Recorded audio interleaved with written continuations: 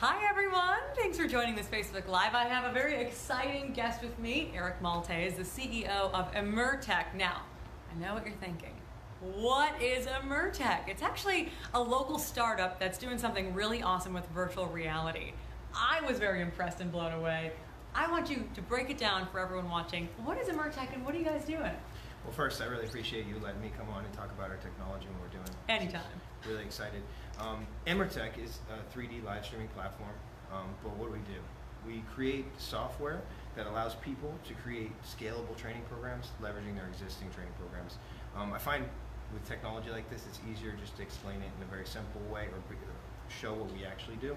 So for instance, currently in Baylor, we train doctors all around the United States on how to use medical devices without them having to fly to a location and scrub into a surgery to learn a 5-minute minimally invasive surgery. And that's really cool. And we have a link to their website in the caption describing, you can literally see for a few seconds, if you're wearing the virtual reality goggles, surgery, almost as if you're learning a new practice or learning a new procedure. I think it's awesome. Correct. And you could also, there's another aspects of it, so it's not only that you're able to put on the headset and you're basically transported as if you were there. If you look to the left or to the right, you see everything as if you were standing in the #1 spot in an operating theater. But you also have access to all the feeds from the operating room, so the endoscopy, the navigator, the CT scans, and you can interact with them, and you can move them within the theater as you're speaking to the doctor's giving you commentary, and then you're asking questions in return. You can zoom in or zoom out into those, we call them myos, and this information is super vital to a doctor when they're trying to learn how to use a medical device. Big time. I was going to ask, what inspired you guys to create something like this? Did you see the need for it yourself going through a procedure back in the day, or were you just thinking it'd be a really cool way to use virtual reality? So that's a great question. VR, we started building this technology in 2014, and originally our concept was we just knew it was going to be more than video games. There was going to be ways to connect people, and there was just such a great medium. It was going to be the next computing medium, and so we started to build it out, and then lots of like Goldman Sachs and Citibank and all these companies came out with many reports, and we've always been good at leveraging other people's investment into research and energy and into making better business decisions for our company as we're a scrappy startup. And so what we did was we saw that there was we checked the different industries, automotive, medical, there was aviation, there was many industries where they said there was opportunities for technologies to come in and innovate and disrupt. Then we found a report from the World Health Organization, and it actually said that 5 billion people on this planet don't have access to safe and affordable surgery. And that's directly going to relate to 20 million deaths this year. 20 million deaths. Oh my gosh. Yeah, and according to the World Health Organization, in order to fix that, we need 2.2 million more doctors. To shed that's an ordeal. Yeah, to shed perspective on that, there's only 2.5 million surgeons right now. Wow. So we have to like double the amount. And so we looked into that more. We said, like, well, what's the problem that's preventing this? And we quickly realized that the way that doctors are trained is the same way they've been trained for 200 years. See one, do one, train one.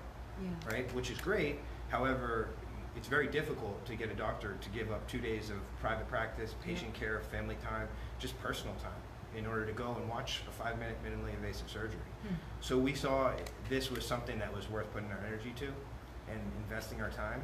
And we were really fortunate that the second largest medical device company on the planet, which we can't name currently, but also saw that we had a potential solution for this and entered into a pilot program with us. That is excellent. Now, something else that you brought up earlier in a conversation prior to this that really caught my eye was when creating virtual reality or creating some of the content that you make, it doesn't take years, it doesn't take months. This is something that can happen and be put together on a pretty reasonable scale. Yeah, and so that's really good that you brought that up as well, because one of our main focuses, we said, okay, there's plenty of companies in VR and AR that are trying to create training programs, but we saw, well, why is there not enough, why are they not scalable? Because why are we not able to create massive amounts of content? And it came down to one simple problem in all of those programs, is that they all require massive amounts of either production, if you're going to be like a 3D or 2D. You need a lot of post-production, pre-production, setup.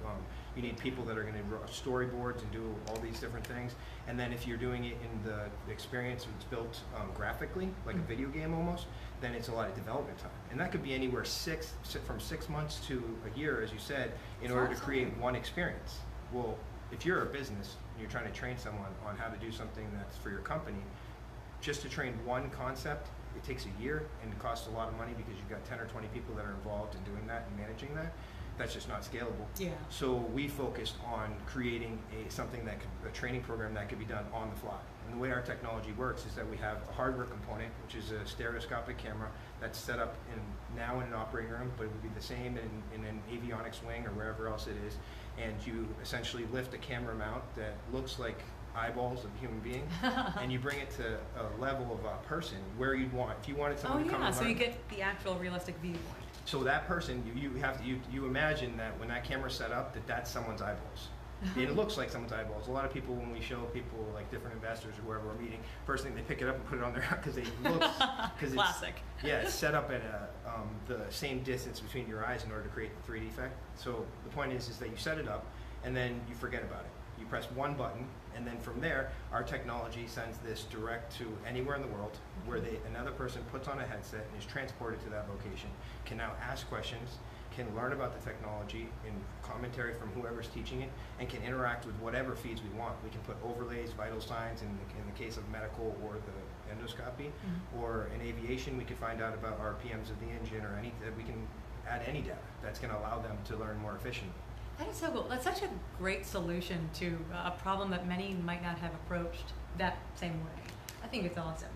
Where do you see the future of either your product or virtual reality itself? So, besides everywhere. Yeah, exactly. Exactly. We see a lot of other industries that are interested. We've done some tests with insurance claims adjustment and saw many opportunities where to kind of allow for remote adjustment and things like that. But where I really am passionate about, and I feel, is that we're going to be able to change world healthcare in the sense that we can allow a doctor from anywhere in the world in order to be able to assist could give up an hour of their life or even charging or not charging in order to help someone in Uganda that has a very specific, for instance, neural procedure that's needed, and they can assist another doctor. I also think that as we begin to record more of these surgeries and medical devices, we're creating a training platform that we could also allow students anywhere in the world to fix that major problem. Definitely. I think 5 billion people not having access to affordable or safe surgery is a big problem that's worth fixing. That's exciting. And what would you want the public to know about Immertec?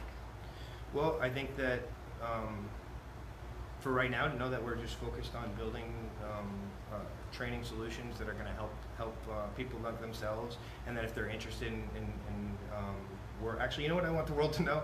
If anybody is passionate about communication and about new technologies and being a part of a startup culture, then I want them to go to our website, and there's a section there where we say careers, because we're now hiring people, and we think excellent. that our success is based around the people that we surround ourselves with. Building a culture of great communication and people that are passionate about what they do is everything. So that's 100% what I'd like to. If there's anyone interested, please contact us. We'd love to hear from people who want to do amazing things. That's exciting. I want to see if we can pull up that video on the laptop. Do you have your laptop nearby? We'll get that coming in just a second, because I want you guys to see this 17-second example. When you see it for yourself, it takes his words and it just puts it all together for you, so you can easily understand what they're doing with virtual reality and what they're accomplishing. Because it's truly incredible, and also so exciting that you're doing something in the Tampa Bay area. Yeah, that was a big one for us, by the way. That was hard, actually. Really? We early in our stage, when we got through the prototype and we built out the technology, and then we started working on raising money, and we started locally, and we got a term sheet from someone local, and then we flew to Japan, into China to do production and just get going, right? And when we came back, they tried to change everything on us, and so we ended up we had to walk away from the deal, and we booked a flight to San Francisco right then, and it was good for us because we were able to debut our technology at Facebook headquarters in Menlo Park, That's huge. Yeah, and we got Perkins Coie, which is the law firm. They represent Amazon.com and a bunch of the other large startups to give us do all of our IP and develop out our C That's Corp. incredible. Yeah, it was a great thing. But what happened, and they were connecting us with investors, but what was happening, it was like a vacuum. It was like, you have an amazing, innovative technology, so you belong here. Don't go back to Florida. I can see and that. That was something that my partner and I had to balance, because we thought, like, we believe that there's talented people in Florida and that we could create this technology in Florida. We could build a culture in Florida, and our money would go a lot further in this area. And so we actually, turned down some term sheets in that area to come back here, and it worked out for us because we ended up finding an amazing investor locally, and now we're going into building out further the company, and so it's exciting. It was a good decision. I always like to ask, because there's so much fear of the unknown. When you have so many hallways, so to speak, or roads you could go down, what were the biggest challenges of making this happen? And I know there were probably a time, because we were talking about failure before we even started the Facebook Live, but what would you say are the biggest challenges that you came across so far in creating this to what it is today?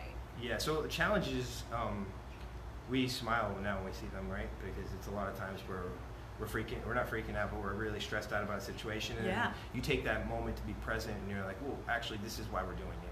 So it's okay. This is good. It works out. If this was easy and we were comfortable, then we should probably be concerned. Yep. And so it's helped us. But there were some big ones. Obviously, that was a big one. Having to make that decision and about where to be. And actually, someone in San Francisco is the reason why I did this here. I don't mean to I'll answer that question. Of course. But there was a guy, they call him the wolf of real estate. I won't use his name, right? And he's a billionaire person in San Francisco that does a bunch of huge real estate software companies. And he asked me, he said, where are you going to be? Where do you want to be? And I was like, well, I want to be where it's best for the company, blah, blah, blah. He's like, that's not what I asked you. He's like, where do you want to build the company? And I was like, well, I want to build it in Florida because I love the area, and I feel like it's like Latinos everywhere. I love the culture and the food. Fun. So I was like, okay, that's where I want. He's like, well, then that's where you should build it. He's like, don't listen to the people, because that's, especially at an early stage, they're going to try to. That's good advice. So it was great advice. But your question was some of the big confrontations. Well, one of them, like I was explaining to you earlier, it was like the uncertainty, right? Yeah. Yep. Is that for 4 years we built the technology, not knowing whether it was going to be anything, whether as I gave this example before, when you're a doctor and you go to you study for 10 years with a goal that you're with almost 100% certainty, that you're going to get a good paying job, and then you're doing something good in the world. Well, with this new technology, we didn't know what was going to happen with the industry. We didn't know whether our solution was going to solve the problem we wanted to.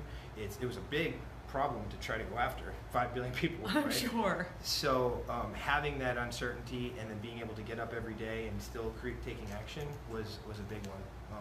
I think I told you about something that helped me with the chips, that I had put the poker chips in my pocket. That helped us a lot to put ourselves out there in the world and looking for not necessarily rejection in a negative way, but knowing that you're putting yourself out in the world enough, and then eventually switching them over, and I would be able to get myself something nice. Yeah, we were talking earlier about, failing. It's almost necessary in the process of growing or exploring new things or even creating something new. And I've failed so many times, hundreds, my goodness, if not thousands, to get to where I am today. But it's so necessary. It's such an important part of the process that I think it's so, if I could say anything to younger generations, that I know failing has a stigma of, oh, it's awful and whatnot, but it either makes you or it breaks you. And you are ultimately who decides if you're stronger for it or if it lets it stop you. So that's kind of what we were resonating about earlier. But I want to show you guys a 17-second video, so hang tight. All right, thanks. Okay, I can't mess this up, you guys. I just have to press space bar. Okay, so this is an idea. Hang on, make sure there's no glare.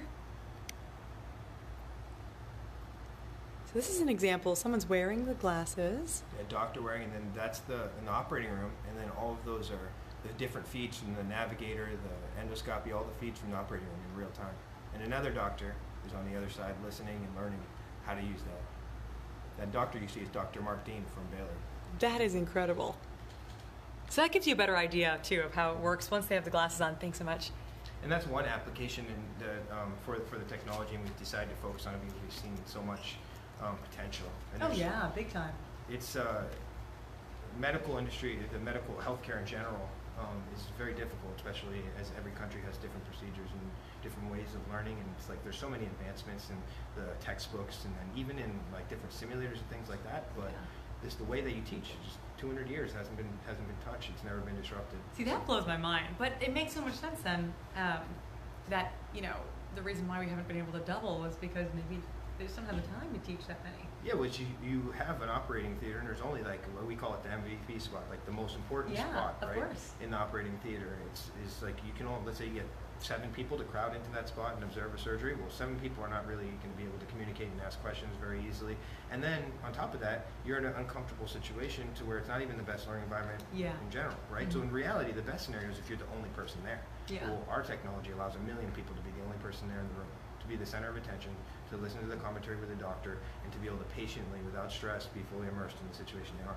Not looking at the clock, not thinking about what time is lunch, not wondering what the guy next to him is doing or what he's thinking about the question he just asked, right? It's the highest type of quality, the highest quality type of learning or experience that you could get. Yeah, and well, that's what we feel. And we feel that similar to with Bezos, at one time he would on interviews like this, and he was telling people eventually everyone's going to buy online. Right? And, and people were like, okay, yeah, sure. They were like, sure, why not? If I can't touch it, then I'm not going to buy it. Then sure enough. And now we look today, and I mean, I buy most of my stuff from Amazon because it's more convenient. Well, we feel that doctors, I don't know whether it's 2 years or 5 years or 10 years, but our technology is going to make it so that doctors at some point are going to say, why would I fly 2 days and give up the time with my patients and my family to watch a 5-minute surgery or 10-minute surgery? I'm just going to put on my headset. If it saves time, I think you're heading in the right direction. Because as our lives get faster and faster, thanks to technology in part, I just think that convenience is irreplaceable.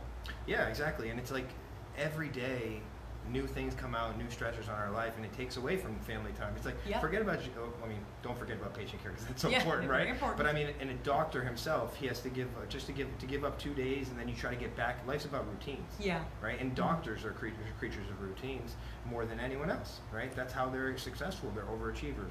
They do long surgical days where they could be, I mean, I've been in surgery with this doctor, the one that you saw in the video. I mean, this guy's a machine. He did 18 surgeries in one day, and I'm thinking, I was tired watching him. Oh my gosh, 18? Can you imagine? 18 of these surgeries, and you know, and we're training different people, and it was just overwhelming. But that's because this is another thing I learned being involved in this. I've never did anything in medical space. My background is in I was in the Marine Corps, and then I did after I finished college at USF, I did a e-commerce business that I sold after 2 years. Cool. But never in medical, right? And so learning all these little nuances, and I realized that the surgery has only 20% to do with the surgeon's abilities. It has 80% to do with all the things that are in that operating theater, right? Oh. And so one other thing, a bad benefit about our technology that we learned later on was that it's not just about the doctor. There's a scrub nurse, there's the anesthesiologist, there's all these other people that are involved that now can all put on a headset, and they can all interact with that experience in a different way. So for instance, a scrub nurse can be looking exactly at the placement of the tools, what that other scrub nurse is doing, when they pass one instrument, and all of these things lead up to a more efficient and more successful surgery, right? And that's the goal. And so we saw that as a big gain, and then the fact that they can engage multiple times. Like, let's say you're going to have a doctor fly into Baylor because you're going to sell them a $100,000 medical device. Okay, that makes sense. It's only a $2,000 expense. You're not going to fly out his whole team, and you're probably not going to have him come 3 or 4 times. Yeah. With our tech, he can come as many times as he wants, and every one of his team members can engage. Instead of the original way, the way they were doing it before. The old school way. The old school way, where he would come back and put a lot of stress on his team. Like, why don't you know what you're doing? Weren't you there? No, you weren't there, because they have the personality. So much further away. Yeah, exactly. So for anyone wanting to know more about your company, where can they learn more? Where can they reach out for a possible business opportunity, or for just maybe they're interested in a possible career, or know someone who would be good to be in touch with your group? Yeah, so we can be reached at Immertec, IMMERTEC.com. Also from our social media, and you can reach out to us, and we'd love to speak with people, whether it's they see uses for the technology or for people for jobs, really anything. We just love to hear from people. Well, Erik, this has been such a pleasure. I'm so glad you were able to share about your company, and I think it's such a unique gem in our community. So if you are interested, go ahead and check out their website to learn more. And thanks so much for being here. I really appreciate it. Thank you so much. Of course. My finished hands. Thanks, guys, for watching. Any questions, I'll make sure that we answer in the comment section below. Let me just scroll through really quick. Let's see, we got some questions. Hellos. Howdy, Candace from IU Bloomington. Hello, hello. Not too many questions, which is good news, but you guys, check out the company. It is awesome. All right, I'll see you. Ciao, ciao.